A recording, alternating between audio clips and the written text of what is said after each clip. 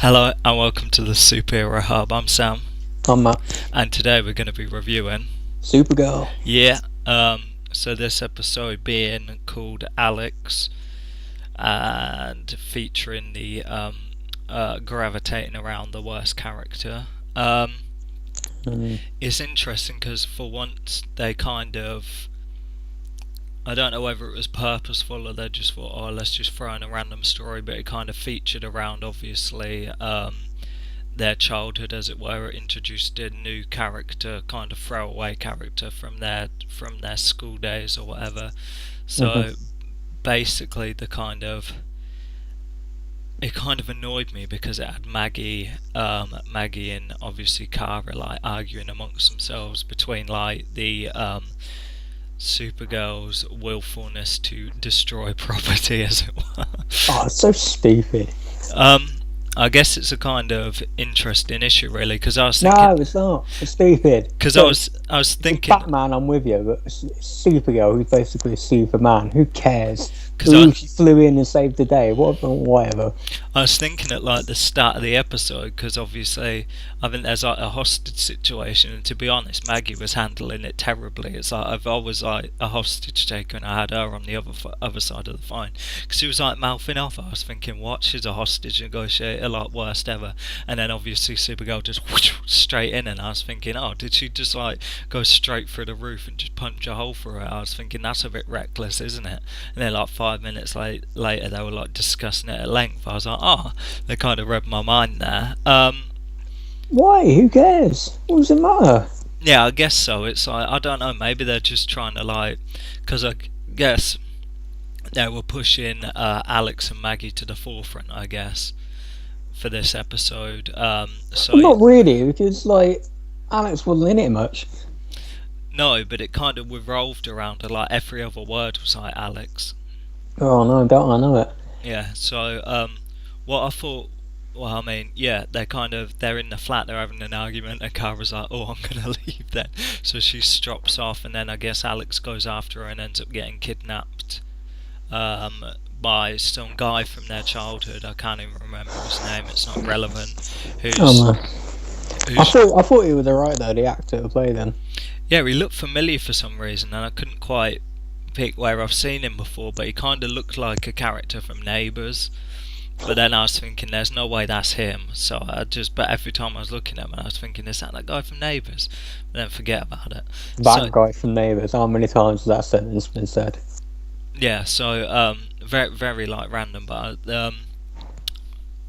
yeah. So his thing is to use Alex as a bargaining chip so he can get his dad out of prison, who I thought looked like another person who thought looked like the dad from Riverdale, but then I was thinking now his hairline's too receded. So he is a character actor. I've seen him plenty of places. I couldn't tell you one that I remember, but he's been everywhere. Yeah, he's just one of them actors, isn't he, that just guest stars in like everything. So yeah, I was spending like the majority of the episode trying to work out, I swear I've seen these two people before, but whatever. So yeah, so it was just them trying to find her. Then you had Lena and Rhea, kind of with the whole alien stuff. I'm building that.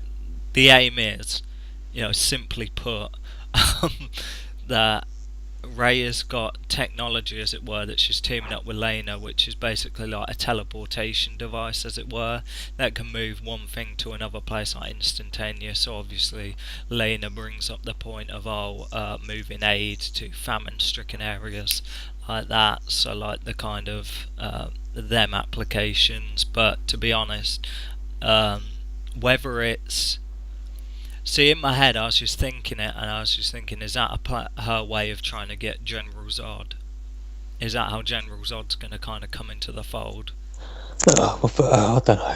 I mean, what I will say is, like, this is the only thing that's going to have any possible long-term effects on the show, any significance, because the rest of the episode is completely throwaway.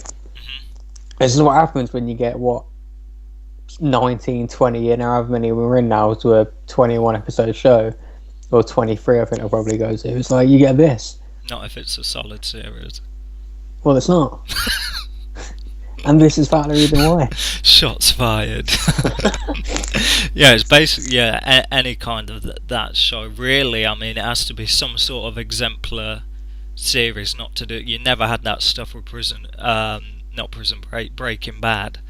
You never had that kind of stuff with that. Of course not. It's because Breaking Bad's got like 10 episodes, 13 at the most. It was never like 20 odd, was it?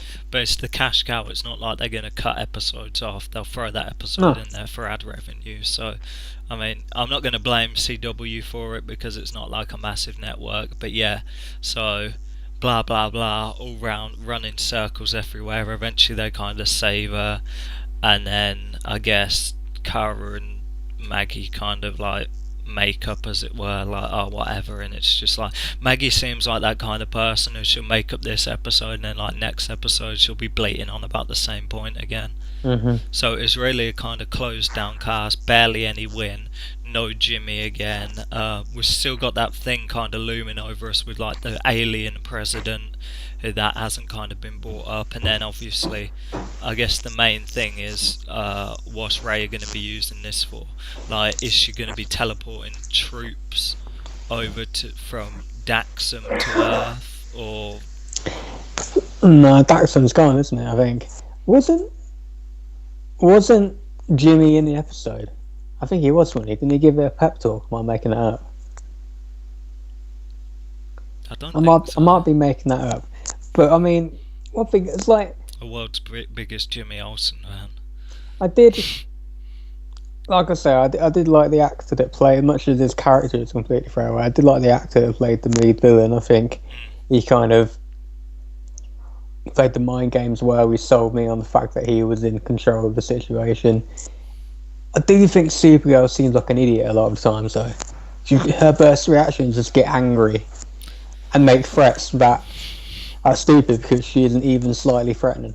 Yeah. I thought what was good as well, they did like a little flashback thing to when they were kids, and it brings back obviously little Supergirl, who you always see in the My Name Is Kara or whatever, you know, that actor. So you had her, and then you had the exploding car and stuff like that, and that sequence there looked pretty sick.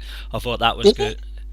Yeah, I thought it was good because she was like, when she like leapt over the car, she did something. Yeah, that part was okay. That actually saved, and that was cool. But when it blew up, oh no, that was whack. But I'm saying the sequence in general. Okay, maybe bypass that, but yeah, I think it kind of brought up the point that like they don't really do that with Superman. Really, that like I'm sure like one time when he saved someone when he was younger or whatever, like someone must have noticed. You know what I mean? Oh yeah, they did it in Man of Steel, didn't they? Yeah, he saves the bus. Yeah, and stuff like that. And barely, what's his name? I forget what character he played. Peter Ross. Yeah. He kind of clocks it and stuff like that. But really, that stuff isn't really talked about. You know what I mean? So I thought it was interesting. I like what they were kind of trying to do, and it was like the idea of it as well. Kind of reaches back to when they were in lockdown. Do you know that kind of idea? Like, I think they're trying to try new dynamics and stuff like that, like kidnap plot, locked in a building, we don't know who's who plot, stuff like that. So I guess they're trying to be edgy. It's okay. It's cool. I'll give them props for it, but it's like, how far do you go? But like, if this guy noticed, 20 odd years ago, 20 is the push, maybe 10 years ago, and who else has noticed? Yeah. Why can't a villain notice? Yeah, I'm pretty sure Lena Luthor knows, because they mentioned like on the phone call, there was a phone call, and he said, I know you're Supergirl, and then Kara started reeling off the people who know she's Supergirl, and she brought up Lillian Luthor. So you got to figure that Lillian must... When did she find out? Did I miss that? That's what I mean. I didn't really notice, but she kind of brought it up, so I figure if I was Lillian, I would tell Lex and I'd tell Lena. But I suppose she would know, wouldn't she? She did kidnap her dad. Yeah. So, I mean... Unless they're doing the whole kind of plan, she's keeping it to herself. But I mean, smart woman, tell Lex, and you know what I mean. He'll be able to draw the parallels and figure out that Clark Kent's Superman. That's what I was about to say. Surely then, by that standards, Lex would have figured out. Oh, that's what Superman ain't in the show. I suppose it don't really matter, does it? Yeah. So I mean, it was an interesting idea, but I don't think they can. They really pull it off like amazingly. But yeah, as you said, the villain was good. Let's talk numbers. Oh, why don't you go first? I'm thinking. Um, I like what they're trying to do, and I can see they're kind of, it was a test in the waters kind of thing. But now they've done the idea, they've done it kind of lackluster. It's not like next season they're going to pull the same plot again. So really, maybe they should have saved it until like they were like solid on the ground. But I guess they're like, oh, we need a throwaway episode, kidnap.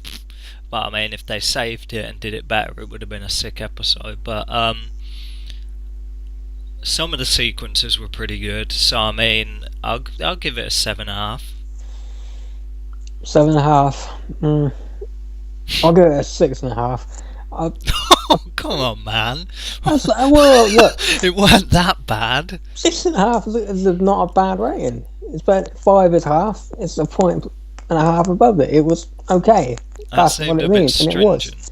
No, Okay. not at all. 7.5 is incredibly strong for this. I don't get where that's coming from. I mean, it was okay for what they were trying to do. I like the villain, like I said, but it's completely throwaway.